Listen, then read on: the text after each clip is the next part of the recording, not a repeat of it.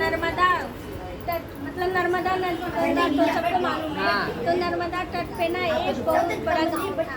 उस गांव में एक सेठ था और सेठानी रहते थे। तो वो लोग ना एक नियम पालन करे थे। बोलते ना उपवास से ज़्यादा नियम अगर पालन करते हो आप तो उसमें भी आपको उतना ही फल मिलेगा। तो नियम पालन क्या करते थे, प्रदोष के दिन, प्रदोष काल में मैंने वो लोग नर्मदा में स्नान करते थे। वहाँ से कंकड़ निकाल के उनका पूजन करते थे और घर पे लेके आते थे। तो कंकड़ शंकर का पूजन हो गया। मतलब कि शंकर तो कंकड़ में ही है ना, बोलते कड़कड़ में वहाँ थे, तो वो कंकड़ से शंकर का पूजन हो गया। तो वो यही नियम बनाए थे। प्रत्येक प्रदोष के दिन, प्रदोष काल में हमेशा आते थे नर्मदा में स्नान कर। प्रदोष काल के समय, प्रदोष काल में 4 बजे से लेकर 7 बजे दूसरे दिन पड़ता है प्रदोष। हाँ, एकादशी के वो नियम यही पालन किए थे। आते थे, नहाते थे, वहाँ से कंकड़ उठाते थे, पूजा करते थे, घर ले आते और ला के अपने घर में रख के उसको ताला बंद कर देते थे। मैंने वो एक बार सिर्फ प्रदोष को ही निकालते थे उसी दिन। तो जो ताला बंद करते थे तो उस कंकड़ को फिर आते समय लेके आते थे और नहा के नर्मदा में छोड़ देते थे। दूसरा पूछते थे, लेके आते थे। ऐसे करते करते उनका औलाद नहीं थी, तो बुढ़ी भी हो गई थी। अपना बोलते हैं ना, बुढ़े होने पे शरीर काम नहीं होता दीदी। तो ऐसे ही मन में विचार करते करते अपने घर जा रही थी। बोली ना, अपने पति से ही बोली, हम लोग कभी बेटी पतो रहते हैं तो कम से कम बोले तो चाय पानी तो जरूर मिलता। लेकिन भगवान तो ऐसा किए नहीं थे कि उसको चाय पानी दे कोई। अपना घर गई, फिर वैसे ही अपने मन में विचार लाई। ये विचार आया जो सोच बोलते हैं ना, हमारे सोच में, अपने मन में आ जाए, सोच में वो ये सोची। तो सोच को देखिए, तो महादेव जी ने सोच को तो उसके पति के दिमाग में बैठा दिया। ऐसे ही जब वो अपना ऐसे ही हर नियम करते करते अपना कुछ दिन बीत गया तो अपने पत्नी को बोले कि मैं मतलब व्यापार के लिए बाहर जाता हूँ। तो उसको पहले के लोग सतुआ वतुआ दे देते थे कि अपना भूख लगेगा तो खा लेंगे। तो सतुआ और आटा, वो आटा दिए अपने पति के लिए, कच्चा आटा दी। तो उसमें सरफी, मतलब सोने का पहले सरफी चलता था ना, तो सरफी डाल दी, मोहर। तो मोहर डाल दी तो वो जानते थे कि मतलब सेठ है तो भाई उनके पास तो मोहर की कमी नहीं है। ऐसे ही जाते जाते फिर वो गांव से बाहर निकले तो वही नर्मदा तट पे फिर पहुँचे। तो वहाँ पहुँचे तो जितनी कुछ कन्याएं लोग थी तो अपना खेल रही थी। तो ऐसा अपने सबने ही बचपन में घर बनाया, बिगाड़ा है, खेले ये सब कुछ। उसी तरह उस कन्या ने ना घर को बना रहे थे, बिगाड़ रहे थे। बच्चे लोग ये खेल तो बहुत ज़्यादा खेलते थे। और एक कन्या जो थी उस घर को बना के इतनी सुंदर से वो सजा दी। जब उसको सजा दी तो उसके दिमाग में ये बैठा कि सब बच्चे लोग घर बना रहे हैं, घर को बिगाड़ दे रहे हैं। अब पर ये कन्या जो है वो इतना अच्छा इसका स्वभाव है, इसको सजा दे रही।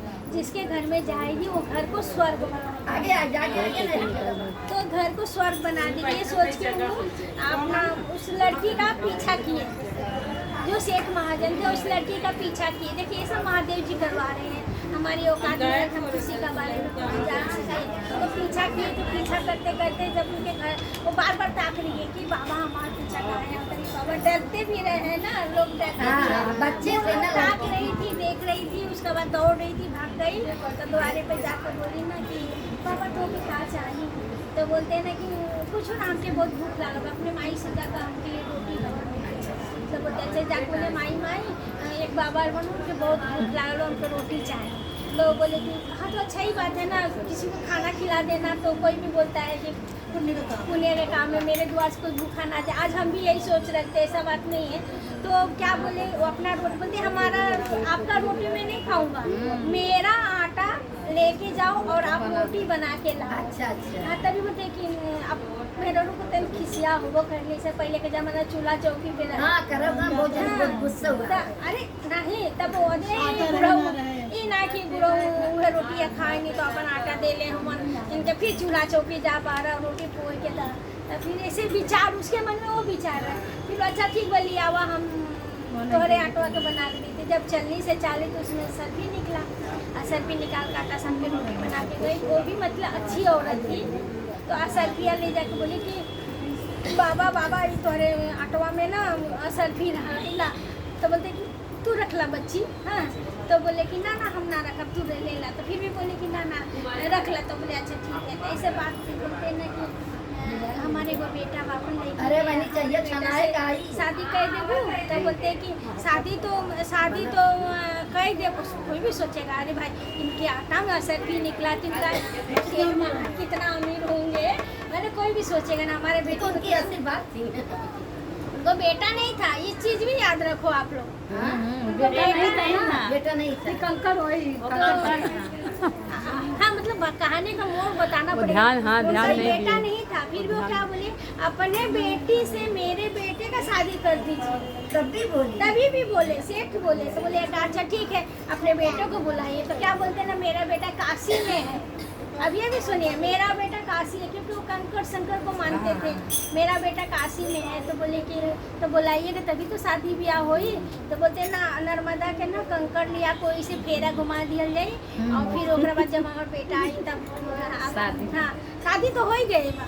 तो बोले अच्छा ठीक बा बुढ़ो। तो वो तो सोचती थी कि भाई सही बात कहूँ, बेटा जब कोई भी बहू मांगेगा, जब बेटा रहेगा तभी तो कोई बहू मांगेंगे। और काशी में शायद व्यापार करने गया वो सेठ महाजन है, तो अपना वो शादी कर दिए। शादी करने के बाद उनकी बहू आ गई, घर आई तो बोलती सेठानी बोली कि अरे सेठ ये कौन है?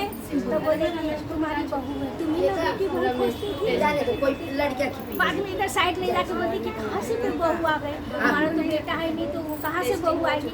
तो बोले नहीं तुम्हारी बहू है, तुमको सेवा करने के लिए मैं बहू। अच्छा जब बहू आ गई तो बहू को बोल दिए कि सब घर तुम्हारा, सब कुछ ये है, सब तुम्हारा है, ये धन दौलत घर द्वार हर चीज का तो तुम हर चीज के मालिक हो, खाली आप मतलब इस घर का ताला मत खोलना। लड़कियाँ सोना चांदी सब कुछ ऐसे फ्री बोलते हैं कि अरे घर में ऐसा क्या चीज है कि बोल रहे हैं कि इसका ताला मत खोलो। अच्छा लड़की हाँ लड़की जो बहू बन के आई।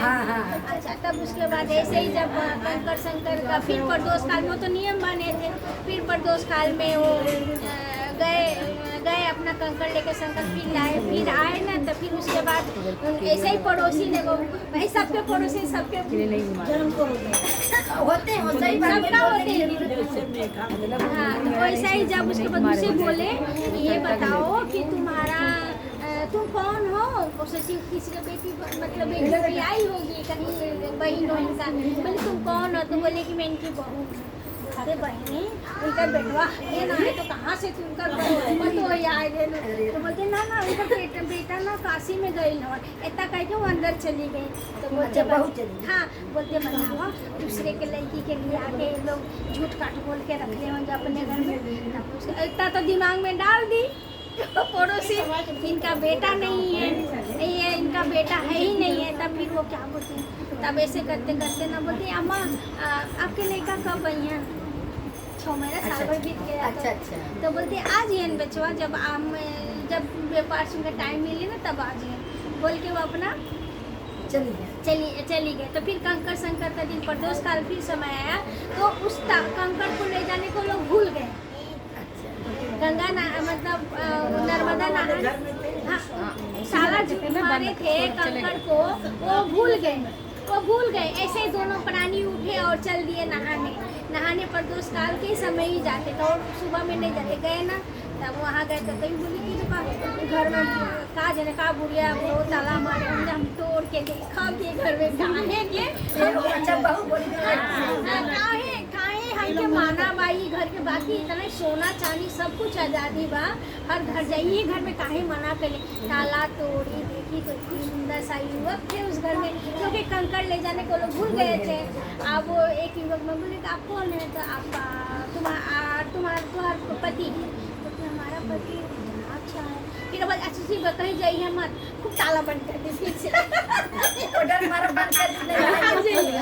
अच्छा ताला बंद कर दी। तो जब वो उसके सास ससुर आए अम्मा वो आ गए ना तक तो आपके बेटा तो क्या चिढ़ा गए कि भाई हमको तो औलाद है ही नहीं, झूठ बोल के शादी के कहाँ से बेटा आएगा?